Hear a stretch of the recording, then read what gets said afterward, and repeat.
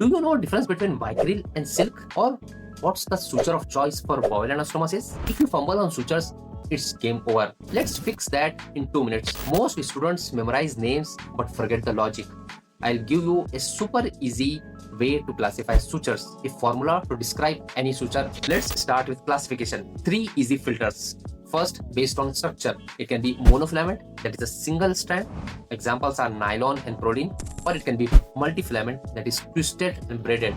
Silk and Vicryl are good examples. Remember, monofilament has less infection, but it has less knot security. Based on the absorbability, it can be either absorbable, that is body digested.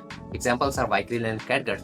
Whereas non-absorbable are permanent, that is nylon and silk. So remember that absorbable sutures are used inside the body, whereas non-absorbables are used outside and in vascular cases. Based on origin, it can be natural. For example, if it comes out from the animal or plant like silk and catgut, or it can be synthetic, which are man-made polymers, for example, Vicryl, proline, nylon. Now, how to describe a suture in Viva? The 6-point formula.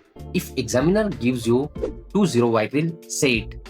First name, this is 20 Vicryl. Structure, it's a braided multi-filament suture. Third comment about the absorbability, that it is absorbable.